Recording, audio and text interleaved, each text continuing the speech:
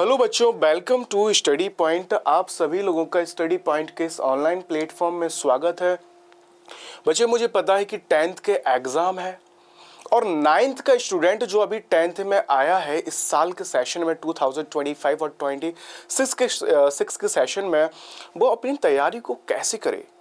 Social science SST एक ऐसा, मैं कह सकता हूँ, एक ऐसा सब्जेक्ट है जिसमें 4 सब्जेक्ट हैं: history, geography, political science, civics और इकोनॉमिक्स। 4 आपके इसमें आपके सब्जेक्ट आपके रहने वाले हैं। अब इन सब्जेक्ट में आप कैसे, इन सब्जेक्ट को आप कैसे पढ़ें, तो आज मैं एक ऐसी वीडियो लेकर आया हूं जिसमें पूरे इंट्रोडक्शन में आपको दूंगा कि कितने सब्जेक्ट्स हैं, कितने टॉपिक्स हैं और उन टॉपिक्स में आपको क्या क्या आपको पढ़ना है। एंड हिस्ट्री भी थोड़ा सा मैं आपको पढ़ाऊंगा। The rise of nationalism in Europe, कैसे यूरोप में नेशनलिज्म आया, राष्ट्रवाद आया, किस तरह से यूरोप के अंदर राष्ट्रवाद का उदय हुआ। इन सारे पॉइंट्स पर मैं आपके साथ डिस्कस बेटा करूंगा। तो एक बार जल्दी से आप लोग चैनल को सब्सक्राइब कर दीजिए, वीडियो को लाइक कर दीजिए और एक छोटा सा कमेंट जरूर करिए। आप लोग जरूर करिए, आज की क्लास काफ़ी ज़्यादा आपके लिए इम्पोर्टेंट है। और एक 2 लाइन है, मैं हमेशा कहता हूँ 2 लाइन बच्चों के लिए, मोटिवेट के लिए, कि बेटा छोटे छोटे कदमों से ही आपको अपनी सफलता आपको मिलेगी। अभी अगर आप छोटे छोटे कदमों से आप आगे बढ़ेंगे, अभी से आप हैबिट्स बनाएंगे पढ़ने की, ठीक है, समझने की चीज़ों को, तो आपका फ्यूचर कहीं ना कहीं एक अच्छा होगा। अगर आप बाद में फिर प्रयास करेंगे तो बाद में बड़ी दिक्कत हो जाती है। यही समय है कि इसी समय में आप अपनी पढ़ाई को अच्छे से करिए, अच्छे से समझिए। जो टीचर बता रहा है कान खोलकर उसको सुनिए, और कान खोलकर सुनने के बाद जब आप सुनेंगे तो ऐसे ही आपको याद हो जाएगा। और जो हिस्ट्री में पढ़ाऊंगा, जो हिस्ट्री में आपको अभी पढ़ाऊंगा, एक इस हिस्ट्री में भी एक बात है, एक हिस्ट्री में क्या बात है वो, कि हिस्ट्री हमें यही सिखाती है, हिस्ट्री यानी कि इतिहास मुझे यही सिखाता है कि इसको अच्छे से सुन लो। अगर आपने अच्छे से सुन लिया तो आपको बेटा याद हो जाएगा, वरना आप रट्टे मारोगे, याद करोगे, फिर भी आपको याद नहीं होगा आपको ये। ठीक है, तो एक बार फिर से आप सभी लोगों का स्टडी पॉइंट के इस ऑनलाइन प्लेटफॉर्म में स्वागत है। समझते हैं सारे जो टॉपिक्स हैं वो टॉपिक्स बेटा क्या क्या है। सोशल स्टडीज में या सोशल साइंस में मुझे क्या क्या मुझे पढ़ना है, तो 4 आपके देखा जाए 4 आपके सब्जेक्ट यहाँ पर है। पहला तो आपका हिस्ट्री है, और आपको बता दूं ये बाईलैंग्वेज रहेगी आपकी क्लास। से हिंदी मीडियम या इंग्लिश मीडियम दोनों के बच्चे देख सकते हैं इस क्लास को, ठीक है ना। नेक्स्ट आपका रहेगा ज्योग्राफी, सेकंड आपका जो सब्जेक्ट है इसमें ज्योग्राफी रहेगा। थर्ड आपका रहेगा पॉलिटिकल साइंस, सिविक्स आपका रहेगा। एंड जो आपका फोर्थ है वो आपका इकोनॉमिक्स रहेगा। अब देखने में तो ये 4 सब्जेक्ट हैं, लेकिन जब मैं इनके टॉपिक्स पर बेटा बात करूंगा तो कहीं ना कहीं अब आप कंफ्यूज आप हो जाएंगे। तो ये जो टॉपिक्स हैं, इन टॉपिक्स को आपको इसमें पढ़ना है। तो पहली बात तो ये है कि आपको हल्के में तो क्लास को बिल्कुल लेना नहीं है, भारी में लीजिए क्लास को आप। जब आप भारी में लेंगे, जब आप थोड़ा सा आप टेंशन लेंगे, अगर आप, मैं इसलिए टेंशन की यहाँ पे बात कर रहा हूँ, वैसे तो टेंशन फ्री पढ़ना चाहिए, लेकिन मुझे थोड़ी टेंशन लेनी पड़ेगी अपने सब्जेक्ट्स को लेकर। क्या, कैसे मुझे पढ़ना है, क्या स्ट्रैटेजी होनी चाहिए, क्योंकि आप जब 10th में जाएंगे और 10th में जाने के बाद अगर आप अच्छे से पढ़ाई नहीं करेंगे तो कहीं ना कहीं आपका स्कोर कम होगा, और मैं नहीं चाहता कि मेरे स्टूडेंट्स का स्कोर जो है कम हो। चलिए, अगर मैं बेटा भाई हिस्ट्री की बात करूं, अगर मैं यहाँ पे history, India and the contemporary world second, ठीक है, ये जो हिस्ट्री रहेगी इसमें आपको क्या क्या पढ़ना है। The rise of nationalism in Europe, Europe में राष्ट्रवाद का किस तरह से एक उदय होता है, किस तरह से वहाँ पर राष्ट्रवाद, वहाँ पर नेशनलिज्म वहाँ पर आता है। फिर नेशनलिज्म इन इंडिया, इंडिया में नेशनलिज्म कैसे आई, इस पर डिस्कस करूंगा मैं आपके साथ। देखिए, नेशनलिज्म का मतलब है कि देश के प्रति प्रेम, देश के प्रति प्रेम। आप देखिए, हमारे भारत में, अपने भारत से ही स्टार्ट करता हूं, क्योंकि हमारे भारत पूरे विश्व में सबसे अलग है। कहीं का इतिहास कैसा भी हो, लेकिन हमें अपने भारत को देखना चाहिए। भारत आज, जिसको अखंड भारत के नाम से आपने सुना होगा कि अखंड भारत, कुछ लोग कहते हैं कि इसको अखंड भारत कर देना चाहिए। भाई, ये अखंड भारत है क्या? ये अखंड भारत, अखंड भारत क्या है ये मैं आपको बताता हूं। अखंड भारत का मतलब है भारत का वो राज्य या भारत का वो हिस्सा जो पाकिस्तान के पास भी है, भारत का वो हिस्सा जो म्यांमार के पास है, भारत का वो हिस्सा जो नेपाल और देखा जाए यहाँ पे बांग्लादेश के पास है। तो ये जो आप देख रहे हैं अफगानिस्तान, ये पूरा एरिया अखंड भारत का हिस्सा माना जाता है। लेकिन एक्चुअल में ये क्या है, ये एक संस्कृति थी भारत की। क्या उस टाइम पर नेशनलिज्म था? नहीं था उस टाइम पर नेशनलिज्म। उस टाइम पर नेशनलिज्म नहीं था। उस टाइम पर यह था कि भाई छोटे छोटे टुकड़ों में, छोटे छोटे राज्यों में देश हमारा डिवाइड था। छोटे छोटे राज्यों में आप देखिए कि आमेर के राजा अलग थे, चित्तौड़गढ़ के राजा अलग हैं, लखनऊ के राजा अलग हैं, दिल्ली के अलग हैं। तो यहां नेशनलिज्म नहीं था, यहां पर नेशनल नहीं था। यहां पर प्रांतों में, छोटे छोटे प्रांतों में, छोटे छोटे हिस्सों में यहां पर जो है डिवाइड था यहां पे ये। ठीक है, आपने सुना होगा कि निजाम, लखनऊ की निजाम, भोपाल के, हैदराबाद के निजाम के बारे में आपने जरूर सुना होगा आपने। तो ये निजामों का दौर था, उनके छोटे छोटे प्रांत थे। ठीक है, लेकिन ये नेशनलिज्म कब से स्टार्ट हुआ? अब ब्रिटिशर्स इंडिया में आए, उन्होंने इंडिया को कब्जा किया, आवाज उठी, राष्ट्रवाद की आवाज उठी, देश के प्रति प्रेम जागा, क्रांति हुई। 1857 का आपने रेवोल्यूशन आपने अगर सुना होगा, अगर आपने, तो ये सब इसमें आएगा, हिस्ट्री में ये सब कुछ आएगा। ये आज हम देखते हैं कि हमारे देश के प्रति 14 फरवरी को 2019 को पुलवामा अटैक हुआ था। करीब 45 के समथिंग जो सैनिक हमारे जवान थे वो उसमें शहीद हो गए थे। तो पूरे देश में एक गम का माहौल था। आज देश में अगर किसी भी हिस्से में कुछ भी हो जाए, वेस्ट बंगाल में अभी एक रेप का केस हुआ था डॉक्टर के साथ, लेकिन पूरे देश में कैंडल मार्च निकाला गया। पूरे देश में उस मुद्दे को जो वहां पर हुआ है उसको, उसके प्रति लोगों की भावनाएं थी, उसके प्रति लोगों के अंदर एक क्रोध था। तो क्या है ये नेशनलिज्म है। ये हमारे देश के प्रति प्रेम, हमारे देश के प्रति प्रेम। तो सिंपल से बात भाषा में आप इतना आप समझिए आप इसको।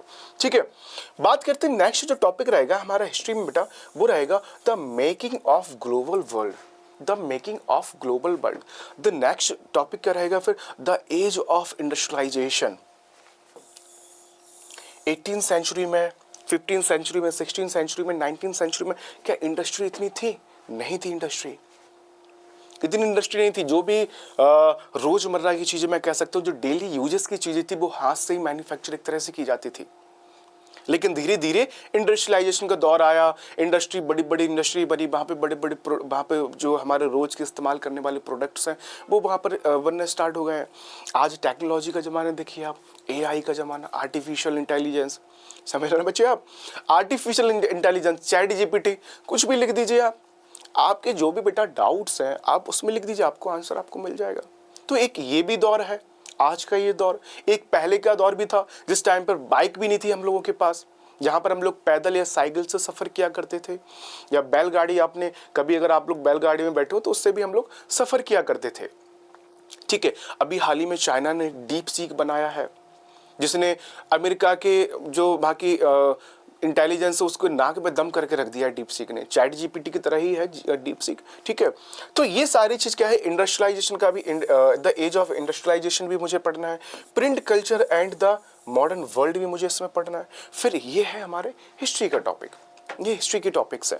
अच्छा, हिस्ट्री के टॉपिक्स में अगर मैं यहाँ पे बात करूँ, बुक वाइज भी लाया हूँ मैं, बुक को भी मैंने यहाँ पे मेंशन किया है कि भाई बुक में क्या क्या है, क्या क्या नहीं है। ये आपकी हिस्ट्री की बुक रही, कितना आपको पढ़ना है ये सब मैं आपको इसमें भी बताऊँगा। ठीक है, फिर बेटा बात करते हैं next, geography, resources and development, forest and wild life resources, water resources क्या क्या हो सकती हैं इनसे रिलेटेड, इससे एक ये टॉपिक भी रहेगा मेरा ज्योग्राफी में।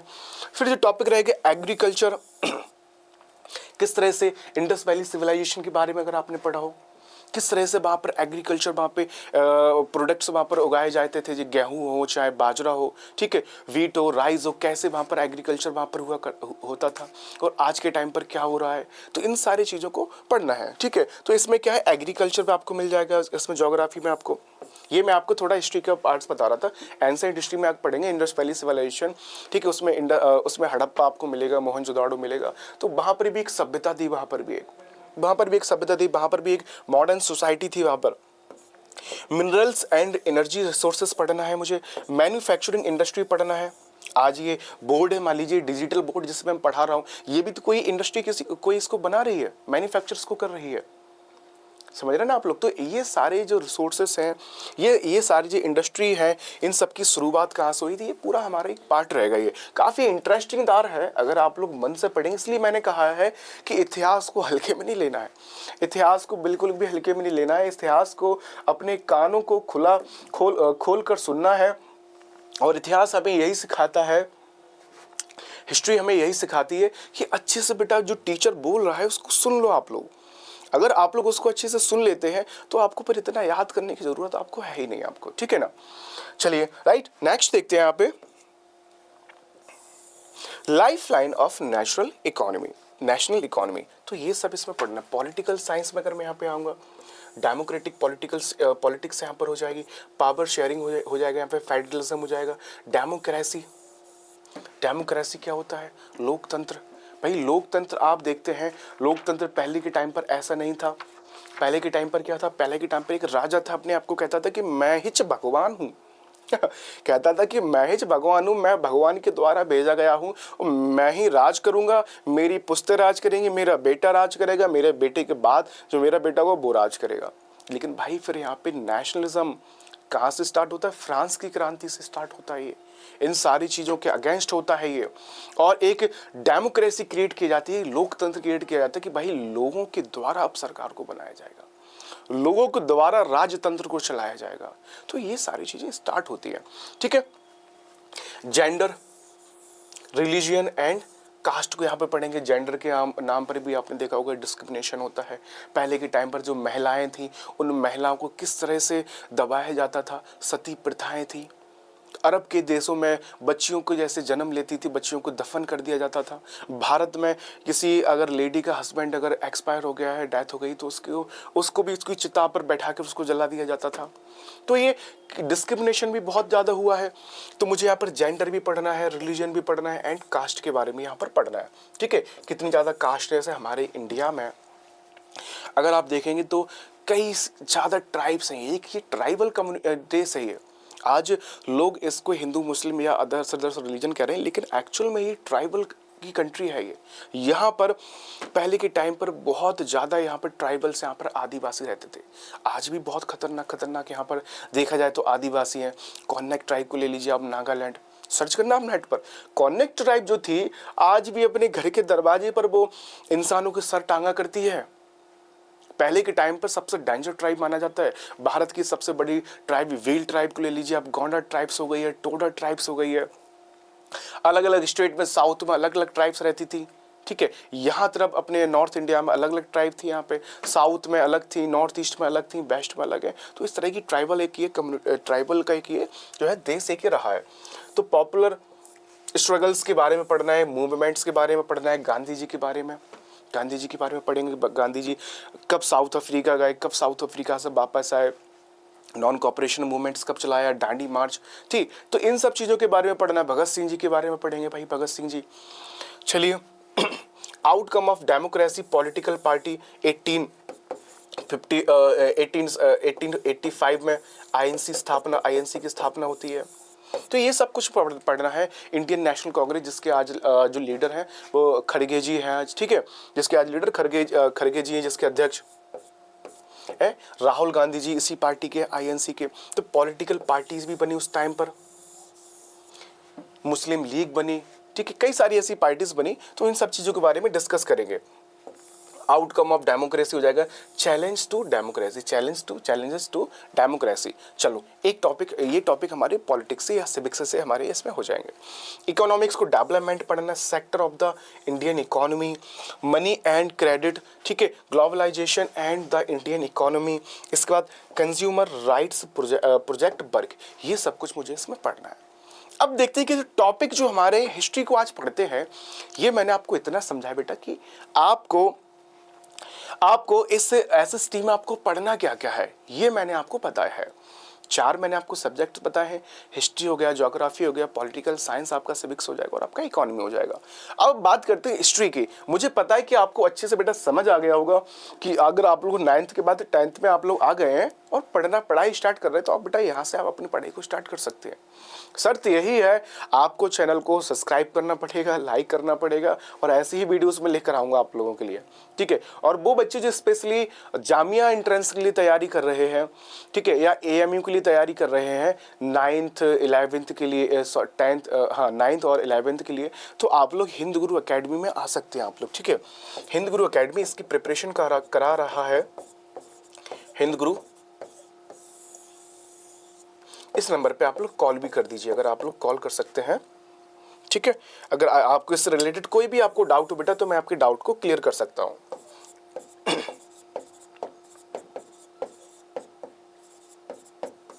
9793538195, ठीक है, आप इस पे कॉल भी कर सकते हैं। And study point and Hindu गुरु एक ही दोनों जो कोचिंग है एक ही कोचिंग है ये, ठीक है। नाइन्थ एंट्रेंस या आप इसी की फाउंडेशन क्लासेस लेना चाहते हैं तो आप यहाँ पे आ सकते हैं। फिर मैं बात करता हूँ हिस्ट्री की, Indian history and the contemporary world second. ये आपकी बुक है हिस्ट्री की, आपको हिस्ट्री की आपको बुक ये आपको देखने को मिल जाएगी आपको ये। अब इस बुक में क्या क्या है, सवाल तो यही आता है क्या क्या है और क्या क्या नहीं है बुक में। जब क्या क्या नहीं है बुक में तो दो आपको याद रखना है। कंटेंट्स के यहाँ पे बात करूं तो आपके दो टॉपिक हैं आपके, the rise of nationalism in Europe, the nationalism movement in Indo China, ठीक है। इन इंडिया है, इंडो चाइना नहीं है, इंडिया करना, ठीक है। ये दृष्टि आईएएस की बुक है ये, the nationalism in India, in India. Second chapter आपका ये रहेगा, आप सेकेंड को काट सकते हैं, ये लिखा है यहाँ पे लास्ट में। एक बार फिर से इसको कर देता हूं मैं इसको एक बार, ठीक है, फिर से एक बार इसको कर देता हूं मैं। फर्स्ट टॉपिक ये है एंड सेकंड टॉपिक आपका ये रहेगा, the nationalism movement in Indo China आपका नहीं रहेगा आपका ये। फिर यहाँ पर बात की जाएगी यहाँ पे the making of global world, एक टॉपिक आपका ये रहेगा, the making of global world, the age of industrialisation. ये दोनों ही टॉपिक यहाँ पर आपके नहीं है, ठीक है। और the making of global world में भी आपको टॉपिक से आपको पढ़ना है। ओनली फ्यू टॉपिक्स हैं, उनको मैं भी आपको नोट करा देता हूँ, आपको टिक करा देता हूँ, वही टॉपिक्स आपको जो है इसमें आपको पढ़ना है, ठीक है। दो टॉपिक आपके यहाँ से हो गए हैं, एक टॉपिक आपका ये हो गया है, एक टॉपिक आपका यहाँ पर ये हो गया है। फिर सेक्शन 3 की अगर बेटा यहाँ पे बात की जाएगी, यहाँ पे सेक्शन 3 की, तो एक आपका यहाँ पे रहेगा, कौन सा रहेगा, प्रिंट वाला, print culture and the modern world, एक टॉपिक आपका यहाँ पे रहेगा। तो टोटल अगर देखा जाए तो 4 टॉपिक आपको यहाँ पर पढ़ना है आपको यहाँ पे, ठीक है, 4 टॉपिक आपको यहाँ पे पढ़ना है। द एज ऑफ इंडस्ट्रियलाइजेशन आपको इसमें नहीं पढ़ना है, द एज ऑफ इंडस्ट्रियलाइजेशन जैसे कि मैंने इसमें बता दिया था, लेकिन ये आपको इसमें नहीं पढ़ना है। चलिए, ये टॉपिक्स आपके हो गए हैं किसके, हिस्ट्री के आपके टॉपिक्स हो गए हैं, 4 टॉपिक्स आपके। अब स्टार्ट करते हैं क्लास को। अच्छा, अब आप देख लीजिए the making of global world, उसमें आपको क्या क्या पढ़ना है, तो एक बार इसको भी आप देख लेंगे। द प्री मॉडर्न वर्ल्ड, एक तो आपका यहाँ से ये रहेगा, silk routes link the world, एक टॉपिक आपका यहाँ से 1.1 आपका एक ये रहेगा आपका। फूड ट्रैवल्स आपको पढ़ना है इसमें, 1.2 पढ़ना है आपको इसमें। फूड ट्रैवल्स के बाद 1.3 पढ़ना है आपको, कॉन्क्वेस्ट, डिजीज एंड ट्रेड, ठीक है। तो 3 टॉपिक ही बस आपको इसमें आपको पढ़ना है, इसके अलावा आपको कुछ भी इसमें नहीं पढ़ना है। चलिए बेटा, नेक्स्ट वहां पे बात करेंगे, टॉपिक स्टार्ट करते हैं, the rise of nationalism in Europe. राष्ट्रवाद का उदय, कहां पर उदय, यूरोप में। यूरोप एक कॉन्टिनेंट है, जैसे कि हमारा एशिया कॉन्टिनेंट है, टोटल कॉन्टिनेंट कितने, 7 कॉन्टिनेंट है। तो सबसे पहले तो ये जो यूरोप है इसके बारे में समझेंगे कि यूरोप क्या है भाई। हमारे वर्ल्ड में पूरा इस अर्थ पर 7 कॉन्टिनेंट है, ठीक है, 7 महाद्वीप है, जैसे हमारा एशिया महाद्वीप है, ठीक है। एशिया महाद्वीप है हमारा, एक ये नॉर्थ अमेरिका है, साउथ अमेरिका है, अफ्रीका है, एशिया है, अंटार्कटिका, यहाँ पर देखा जाए अंटार्कटिका है और ऑस्ट्रेलिया है, ठीक है। और आज मैं जो डिस्कस कर रहा हूँ इससे यूरोप के बारे में कर रहा हूँ कि कुछ राष्ट्रवाद है, जो नेशनलिज्म है, वो यहीं से उदय होता है, पूरी दुनिया में फैलता है नेशनलिज्म, पूरी दुनिया में फैलता है नेशनलिज्म। यहीं से कंसेप्ट हमारे इंडिया में भी आए, यही की विचारधारा हमारे इंडिया में भी आई है, यही की विचारधारा के थ्रू हमारे इंडिया में भी आई। और हमारा जो कॉन्स्टिट्यूशन बना है कई देशों से सोर्सेस लिए गए हैं, कई देश जैसे फंडामेंटल राइट्स है, ठीक है, सिटीजनशिप है, ये सारे अलग अलग देशों से इन सब चीजों को लिया गया है। चलिए, अब जो 7 कॉन्टिनेंट्स है बेटा, एक बार इन पे नजर रख डालेंगे। जो एशिया कॉन्टिनेंट है ये the largest and most populous continent है, ये सबसे ज्यादा पॉपुलेशन किसमें है, एशिया कॉन्टिनेंट में। हमारे इंडिया की पॉपुलेशन देख लीजिए आप, 1,00,000 1,50 करोड़ के समथिंग पहुंचने वाली है, 150 करोड़ के समथिंग पॉपुलेशन जो है पहुंचने वाली है। चाइना को भी पीछे कर दिया है यहाँ पे, जापान हो जाएगा, पाकिस्तान हो जाएगा, ठीक है। ये जो है मोस्ट पॉपुलस कंट्रीज जो है यहाँ पर है। इसके बाद अफ्रीका की अगर मैं यहाँ पे बात करूँ बेटा, अफ्रीका की यहाँ बात करूँ, सेकंड जो कॉन्टिनेंट है वो कौन सा हो जाएगा, अफ्रीका हो जाएगा। इसके अंडर में लगभग 54 कंट्रीज है, ठीक है। 54 जो है कंट्रीज है। सहारा, आपने रेगिस्तान के बारे में, आपने सहारा डिजर्ट के बारे में सुना होगा आपने। तो सहारा डिजर्ट जो कि वर्ल्ड का सबसे बड़ा डिजर्ट है, वो यहीं पर आपको देखने को आपको मिलेगा, ठीक है। इसके बाद नॉर्थ अमेरिका है, included USA, Canada and Mexico. और भी हाल ही में आपको ये भी बता दूं कि देखिए जो करंट से टॉपिक, जो करंट से रिलेटेड है उसको भी बेटा आप सुन के चलिए, क्योंकि हमारी नॉलेज को ये इंक्रीज करेगा। ये 47th अमेरिका के प्रेसिडेंट बन गए कौन, डोनाल्ड ट्रंप साहब। कमला हैरिस को इन्होंने हरा दिया है। यहाँ पर जो सीट्स होती हैं वो 267 सीट्स होती हैं, ठीक है। और लगभग 292 सीट्स जो है वो ट्रंप साहब को मिली है, ट्रंप जी को मिली है। और ये अमेरिका के प्रेसिडेंट बन जाते हैं।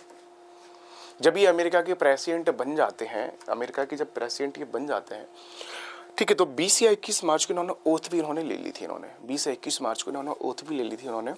और कई ऐसे एग्जीक्यूटिव ऑर्डर पास कर दिए इन्होंने। एग्जीक्यूटिव ऑर्डर्स का मतलब ऐसा है कि भाई इनके पास बहुत ज़्यादा पावर है। हमारे इंडिया में क्या होता है कि प्राइम मिनिस्टर के पास पावर होती है, लेकिन यूएसए में प्रेसिडेंट के पास पावर होती है। प्रेसिडेंट जो चाहेगा वही करेगा। वहाँ पर प्राइम मिनिस्टर नहीं होता, वहाँ पर पीएम नहीं होता है। हमारे इंडिया में आप देखा जाए तो हाईएस्ट जो पोजीशन है या सिटीजनशिप अगर देखा जाए, जो फर्स्ट नागरिक है वो राष्ट्रपति है, ठीक है। लेकिन वो वही करेगा एक तरह से जो पीएम उनसे कहेगा, या पीएम की रिकॉग्नाइज, या देखा जाए यहाँ पे पीएम की एडवाइस पर ही जो है प्रेसिडेंट जी काम करते हैं, ठीक है ना। ट्रंप साहब जो है भाई यहाँ के कहाँ के प्रेसिडेंट बन गए हैं, अमेरिका के प्रेसिडेंट बन गए हैं। मैक्सिको अमेरिका के बॉर्डर पे इन्होंने बॉर्डर वो क्या कहते हैं वहाँ पर रोकथाम लगा दी वहाँ पर कि यहाँ का नागरिक बाहर नहीं आएगा। और अभी हाल ही में आप देख रहे हो कम से कम कई ज़्यादा ऐसे नागरिक हैं जो कि इलीगल तरह से अमेरिका में रह रहे थे, उनको इंडिया वापस भेजा जा रहा है, ठीक है ना। तो ये उचित लगा इसलिए मैंने आपको बता दिया। ये साउथ अमेरिका की अगर मैं यहाँ पे बात करूँ यहाँ पे, तो अमेजोन रेन फॉरेस्ट यहाँ पर है, ठीक है, एंड द एंडीज माउंटेन्स आपको मिल जाएंगे। अंटार्कटिका की बात करूँ भाई, अंटार्कटिका जो है वो वर्ल्ड की सबसे खूबसूरत जगह है, सबसे खूबसूरत जगह है वो, सबसे ही ब्यूटीफुल जगह लगती है मुझे तो। द कोल्डेस्ट कॉन्टिनेंट है कि ये हमेशा ही बर्फ रहती है, विथ नो परमानेंट पॉपुलेशन। यहाँ पर कोई परमानेंट पॉपुलेशन नहीं है। और कई कंट्री अपना अपने अधिकार जताती हैं कि भाई ये मेरा है, ये मेरा है, ये मेरा है, और सभी का है ये। तो इसका अभी तक कहीं सही तरह से देखा जाए तो कोई अधिकार जमा भी नहीं पाया है सही तरह से। तो जाते रहते लोग जाते हैं यहाँ पे, टूरिस्ट जाते हैं यहाँ पे। अगर कभी आपको मौका मिले तो आप भी जाइए आप यहाँ पे। फिर आता है 6, कौन सा, यूरोप, जिसके बारे में मुझे आज पढ़ना है। ये हमारा यूरोप है यहाँ पर, ठीक है ना बेटा।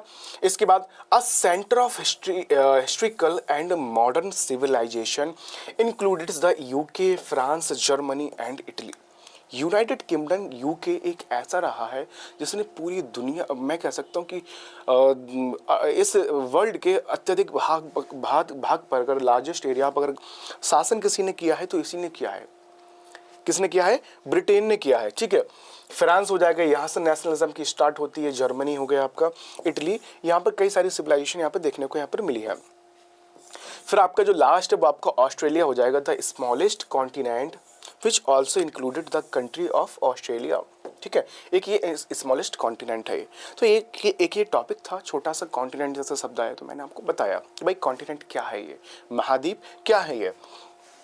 चलिए देखिए, ये है यूरोप का एक ये मैप में लेकर आया हूँ, जिसमें आप जर्मनी देख सकते हैं, ठीक है। फ्रांस देखिए आप, ये रही आपकी फ्रांस, यहाँ पे यूनाइटेड किंगडम है, ये यूनाइटेड किंगडम है। यहाँ पे आपको टर्की भी आपको यहाँ पर मिल जाएगी।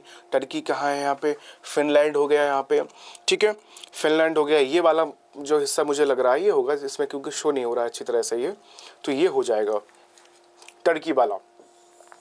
अच्छा, टर्की जो है नाटो का भी हिस्सा है, ये भी आपको पता होना चाहिए। वैसे आप 10th में आपको नाटो पता ही नहीं। नाटो के नॉर्थ अटलांटिक ट्रेडी ऑर्गेनाइजेशन एक है जिसमें करीब 32 इस टाइम पे कंट्री है। इसका मतलब ये होता है कि कोई भी ये जो 32 कंट्री है, अगर इन पर कोई अटैक करेगा तो सारी कंट्री मिलकर उस पर अटैक करेंगी। फिर ये जब वर्ल्ड वॉर सेकंड हुआ था उसके बाद ये नाटो को बनाया गया था, उसके बाद नाटो को बनाया गया। तो टर्की भी इसका हिस्सा है, ठीक है। स्वीडन भी अभी हाल ही में उसमें शामिल उसमें हो गया है, ठीक है। ये आपका मैप रहा आपका ये। अच्छा, आप यहाँ पर देख लें रेवोल्यूशनरी, यहाँ पर फ्रांस का देखें तो 1789 से 1799, तो ये पूरा दिखाया गया है कि किस तरह से फ्रांस से जो क्रांति उठी है पूरे देश में, पूरी यूरोप में एक तरह से फैली है ये क्रांति, ठीक है। पूरे यूरोप में एक तरह से ये क्रांति फैली है। चलिए अब बेटा बात करते हैं, चलिए थोड़ा सा यहाँ पे द राइज ऑफ नेशनलिज्म के बारे में थोड़ा सा यहाँ पे समझेंगे। The rise of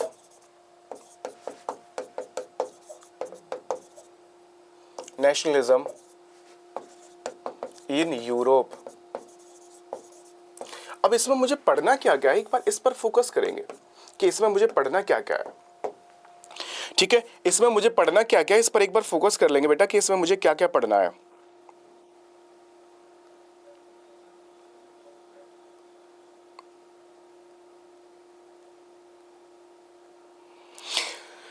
French revolution क्या आएगा आपके यहाँ पे, फ्रेंच रेवोल्यूशन आपका यहाँ पर आ जाएगा, ठीक है।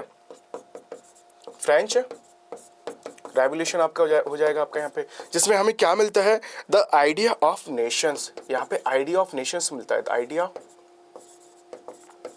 Of nation. नेक्स्ट जो हमें पढ़ना है, the making of nationalism in Europe. The making of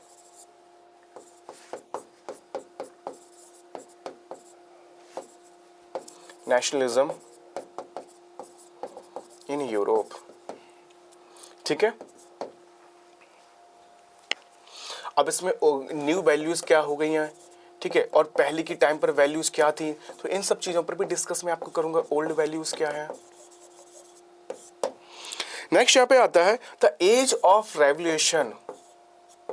as of revolution कब से कब तक होती है जी भाई, ये 1830 से लेकर एक ये दौर स्टार्ट हो जाता है जहां पर 1848 तक लगातार देशों में क्रांतियां देखने को मिलती हैं, रेवोल्यूशंस देखने को मिलते हैं, ठीक है। लगातार देश में लगातार कई देशों में क्रांतियां देखने को मिलती हैं, ठीक है। अब मेकिंग ऑफ क्या क्या बना है भाई, कौन कौन से देश जो है उस टाइम पर बन गए थे, तो आपको पता, आपको इसमें ये भी पढ़ना है। जर्मनी बन चुका था, इटली बन चुका था, ठीक है, इटली, फ्रांस, ब्रिटेन,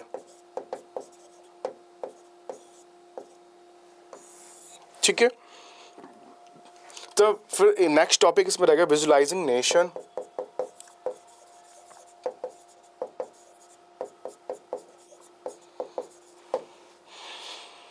नेशनलिज्म,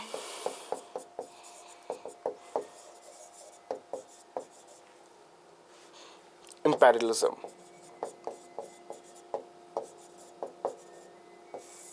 ठीक है ना बेटा।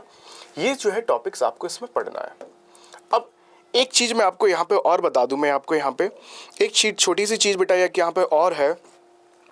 वो चीज यहाँ पर क्या है, वो चीज ये है कि किस तरह से एक मोनार्की सिस्टम था, फिर एक कॉन्स्टिट्यूशन बना, किस तरह से पहले एक मोनार्की सिस्टम हुआ करता था, फिर यहां से कॉन्स्टिट्यूशंस भी बना कुछ मोनार्की के, ठीक है। एंड इसके बाद किस तरह से कंट्री रिपब्लिक हुई, जहां पर पब्लिक उसको अपने हिसाब से लीडर दे सके। और ये सारी शुरुआत होती है फ्रेंच रेवोल्यूशन से, 1789। यहां से एक दौर स्टार्ट होता है, एक उदय स्टार्ट होता है, पूरे देश, पूरे दुनिया में एक क्रांति का एक माहौल क्रिएट हो जाता है कि कैसे ये जो मोनार्की सिस्टम है, राजतंत्र, इसको खत्म किया जाए और एक प्रजातंत्र को लाया जाए, एक प्रजातंत्र को लाया जाए। तो मोनार्की सिस्टम से ये सारी चीजें होती हैं, कॉन्स्टिट्यूशन एक कुछ बनता है, फिर यहाँ पे रिपब्लिक एक तरह से हो जाता है। और आज के टाइम पर मोस्टली कंट्री रिपब्लिक ही है।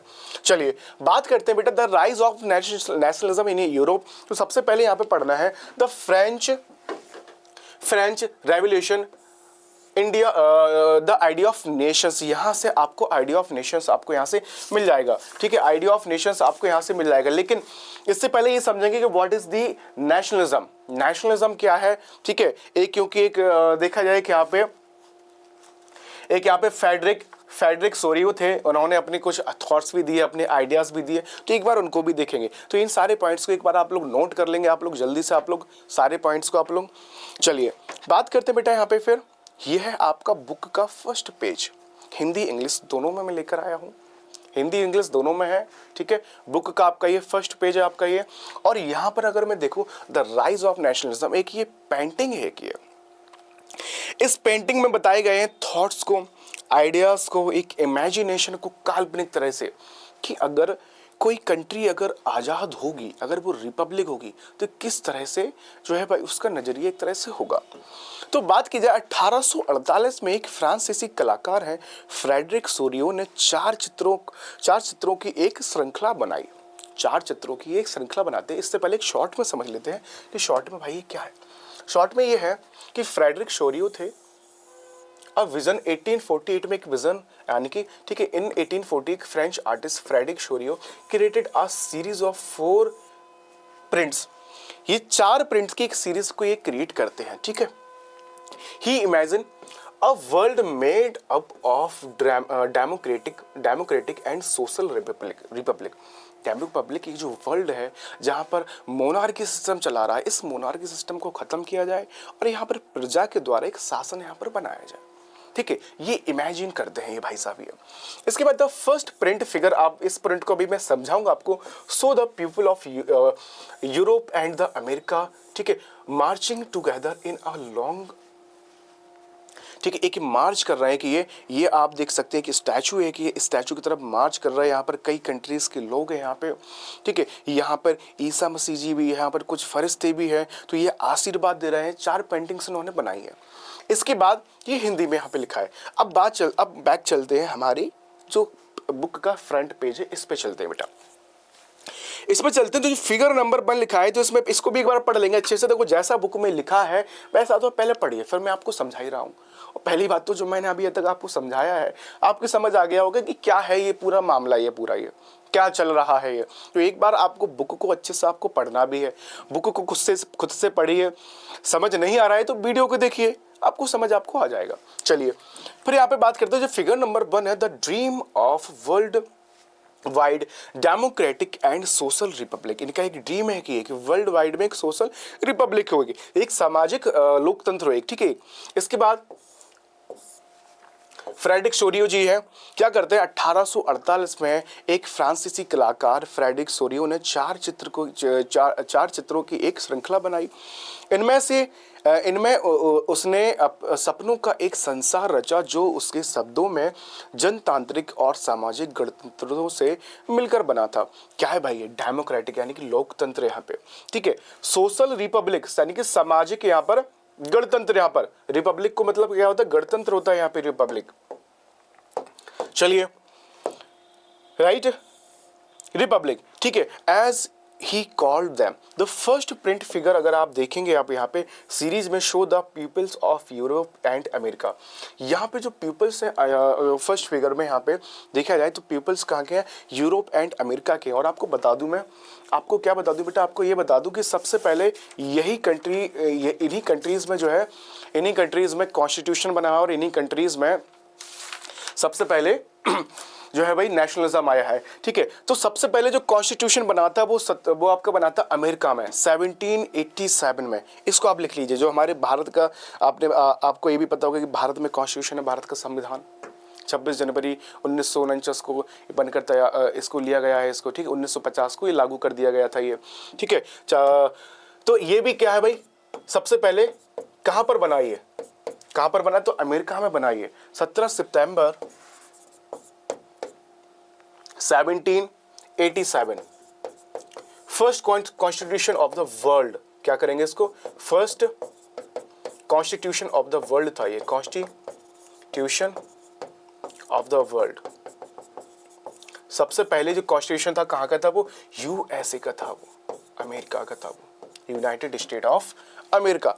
सेकेंड जो कॉन्स्टिट्यूशन रहा है सेकेंड कॉन्स्टिट्यूशन जो रहा है वो है भाई फ्रांस का कॉन्स्टिट्यूशन। कहाँ का कॉन्स्टिट्यूशन है? फ्रांस का। अच्छा, यहाँ पे इलेक्शंस भी अगर यहाँ पर देखा जाए अगर यहाँ पे तो फ्रांस का कॉन्स्टिट्यूशन भी है।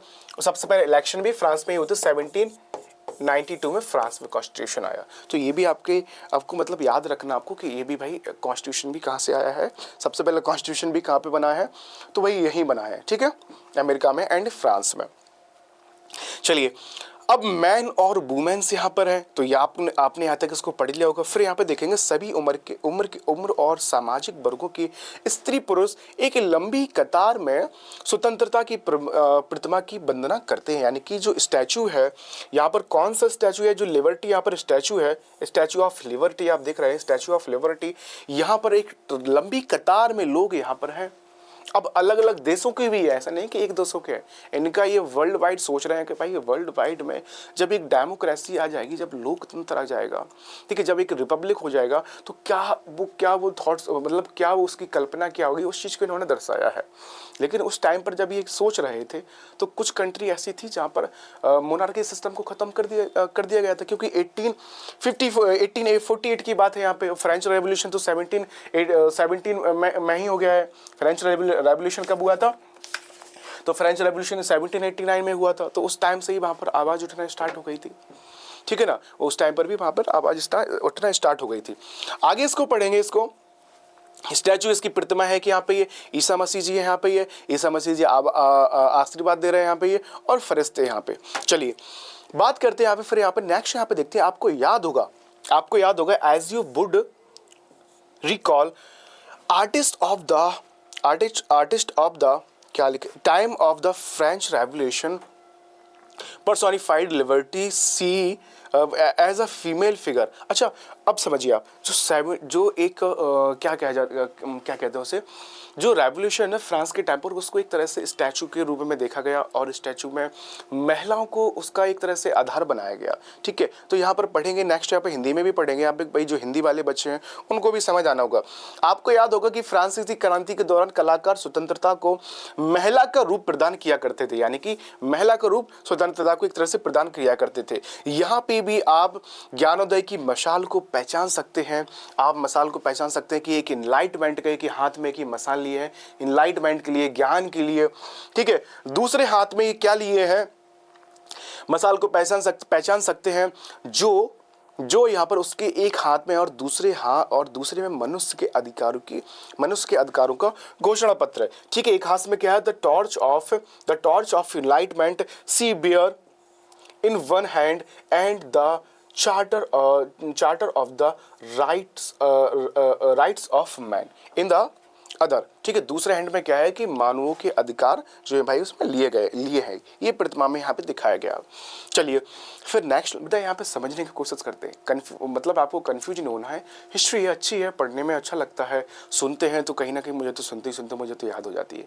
लेकिन ये एक एक लाइन इसलिए पढ़ा रहा हूँ क्योंकि बच्चों को समझ में भी तो आना चाहिए कि लिखा क्या है यहाँ पे एक्चुअल में। यहाँ पे अब मैंने तो यहाँ पे रामायण से यहाँ पे बोल दिए मैंने यहाँ पे, ठीक है, लेकिन आपके दिमाग में ये होना भी तो चाहिए कि एक एक लाइन में आपको क्या क्या लिखा है, एक एक लाइन में क्या क्या लिखा है। तो एक एक लाइन वाइज मैं आपको समझा रहा हूँ, ठीक है। इसको तो मैं खत्म कर दूंगा अभी 20 मिनट में, 30 मिनट में इसको खत्म कर दूंगा, लेकिन उसका मतलब क्या निकलेगा उसका।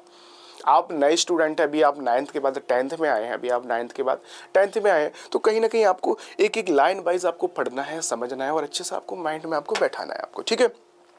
चलिए फिर देखते बेटा यहाँ तक हो चुका था मेरा, ठीक है। घोषणा पत्र है प्रतिमा के पास।